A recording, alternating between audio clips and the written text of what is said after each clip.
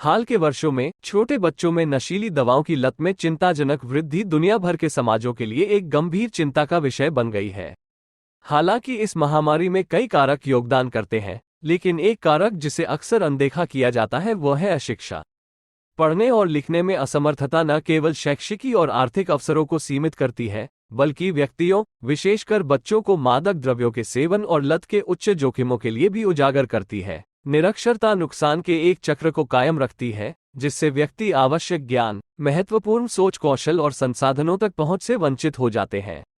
पर्याप्त शिक्षा के बिना बच्चे और किशोर साथियों के दबाव, गलत सूचना और सामाजिक प्रभावों के आगे झुककर जीवन की चुनौतियों से निपटने के लिए संघर्ष कर सकते हैं। निरक्षर व्यक्तियों, विशेषकर बच्चों के पास अक्सर नशीली दवाओं और मादक द्रव्यों के सेवन के खतरों के बारे में सटीक जानकारी तक पहुंच नहीं होती है।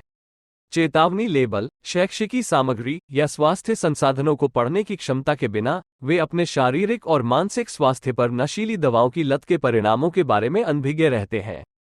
निरक्षरता बच्चों को ड्रग डीलरों और आपराधिक संगठनों द्वारा शोषण के प्रति संवेदनशील बनाती है। ये शिकारी संस्थाएं हाशिए पर रहने वाले समुदायों को निशाना बनाती हैं जहां निरक्षरता दर अधिक है। बच्चों को झूठे सहयोग, उत्साह या जीवन की कठिनाइयों से राहत के वादे के साथ मादक द्रव्यों के सेवन की दुनिया में ले जाती हैं। निरक्षर व्यक्तियों को नशीली दवाओं की लत के लिए पुनर्वास कार्यक्रम, परामर्श या सहकर्मी सहायता समूह जैसी सहायता सेवाओं तक पहुंचने में बाधाओं का सामना करना पड़ता है। निर्देशों को पढ़ने या फॉर्म भरने की क्षमता के बिना मदद मांगना एक कठिन काम बन जाता है, जिससे लत के साथ उनका संघर्ष और भी बढ़ जाता है। निरक्षरता अक्सर सामाजिक कलंक और शर्म के साथ जुड़ी होती है, जिससे प्रभावित व्यक्ति, विशेषकर बच्चे, निर्णय या अस्वीकृति के डर से अपनी लत को छुपाने के लिए प्रेरित होते हैं। मदद मांगने की यह अनिच्छा लत के चक्र को कायम रखती है, जिससे समस्या को प्रभावी ढंग से संबोधित करने के प्रयासों में बाधा आती है। छोटे बच्चों में बढ़ती नशीली दवाओं की लत से निपटने के लिए निरक्षरता के मूल कारणों को संबोधित करना आवश्यक है। सरकारों, शैक्षणिक संस्थानों और सामुदायिक संगठनों को साक्षरता पहल को प्राथमिकता देनी चाहिए, ये सुनिश्चित करते हुए कि प्रत्येक बच्चे को उनकी सामाजिक आर्थिक पृष्ठभूमि की परवाह किए बिना गुणवत्तापूर्ण शिक्षा और साक्षरता कार्यक्रमों तक पहुंच मिले। जोखिम वाले बच्चों और परिवारों को लक्षित करने वाले शुरुआती हस्तक्षेप कार्यक्रमों को लागू करने से नशीली दवाओं की लत के संभावित जोखिम कारकों की पहचान करने और उनका समाधान करने में मदद मिल सकती है। इन कार्यक्रमों को साक्षरता कौशल के निर्माण, स्वास्थ्य साक्षरता को बढ़ावा देने और नकारात्मक प्रभावों का सामना करने के लिए लचीलेपन को बढ़ावा देने पर ध्यान केंद्रित करना चाहिए। निरक्षरता और नशीली दवाओं की लत के बीच संबंध के बारे में जागरूकता बढ़ाना गलत धारणाओं को दूर करने और समुदायों को कार्रवाई करने के लिए सशक्त बनाने के लिए महत्वपूर्ण है।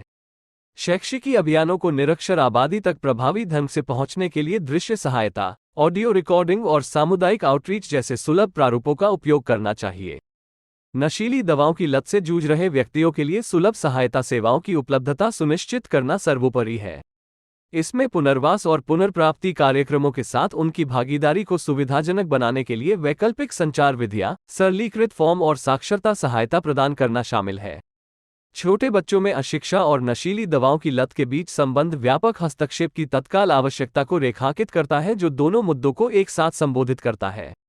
साक्षरता पहल को प्राथमिकता देकर और निरक्षर आबादी की जरूरतों के अनुरूप सहायता सेवाएं प्रदान करके समाज नशे के चक्र को तोड़ सकता है और व्यक्तियों को स्वस्थ, पूर्ण जीवन जीने के लिए सशक्त बना सकता है।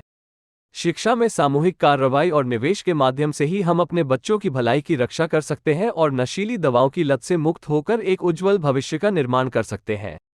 वीडियो पसंद आई हो तो लाइक और चैनल को सब्सक्राइब करें, साथ ही बेल आइकन दबाएं ताकि आपको हमारे सभी नए वीडियो का नोटिफिकेशन मिलता रहे।